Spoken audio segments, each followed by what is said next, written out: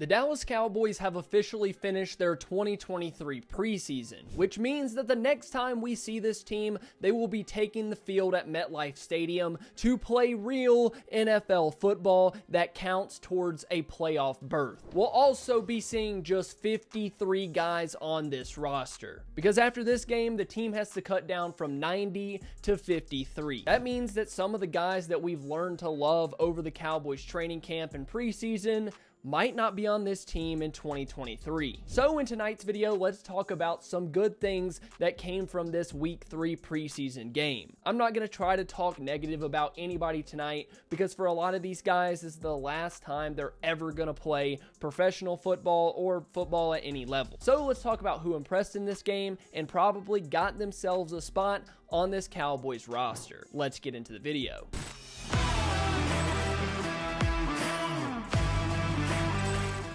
First off, we gotta talk about Dak Prescott as the offensive play caller in this game. Dak had the offense humming. The third string offense put up 31 points, and I think Will Grier had the game of his life. It's almost like quarterbacks know what other quarterbacks like in in-game situations, what plays they like running. It was just funny to see Dak absolutely dominate the Raiders defense with his play calling. It was actually super fluid and efficient. But we're not here to talk just about Dak. One of the first guys that jumped off the screen for me was Cowboys running back / fullback Hunter Lipke. He had 20 total touches in this game for 118 yards and 1 touchdown. I thought that Lipke really showed what he was capable of. Right before the end of the first half, there seemed like there was a Hunter Lipke drive. He had a nice big run and then a catch and run for a touchdown. I talked about him when the Cowboys signed him. I talked about him being a guy to watch, and he showed why he could be a potential candidate for the 53 or a practice squad guy. Lipke hasn't got a lot of run at fullback, so if he's going to make this team, he's going to have to make it as a running back. I was actually really impressed with what he did, so we'll have to see if he makes this 53-man roster or the practice squad. Next up, we have the Cowboys' second-round pick, Luke Schoonmaker. As many of you may know, Schoonmaker has missed quite a bit of practices in his short Cowboys career. He missed some of rookie minicamp,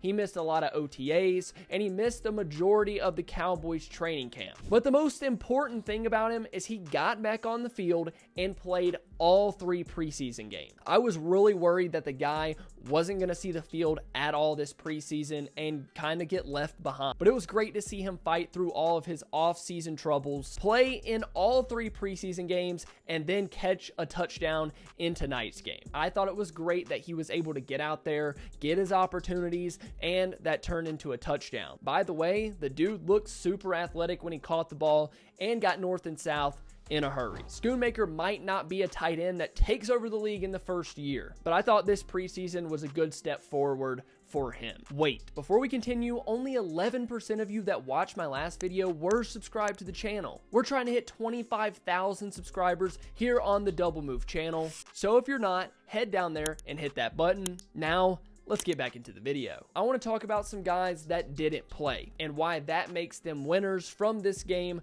just because they didn't play. Rico Dowdle didn't get any carries in this game, which pretty much tells me that he won that running back 2 spot. Deuce Vaughn didn't play either, which signals to me that the Cowboys really like him as well, and he'll be on this 53-man roster too, which he better be. I feel like Cowboys fans would riot if he wasn't. Jalen Tolbert didn't play either, meaning he likely wrapped up that wide receiver 4 spot pretty tight. We all know he played well throughout camp and the preseason. I'm so happy for him and what he's going to do for this Cowboys team in 2023. And our final winner of the game is Will Grier. If you didn't know, coming into this game, the Cowboys pretty much made it aware that Grier would be cut. This would be his final game with the Cowboys because they just traded for 3rd overall pick Trey Lance. So they told Grier that they would give him the opportunity to play the entire game. So pretty much he was auditioning for 31 other teams around the league. And I gotta say, the dude had one hell of a game that probably got him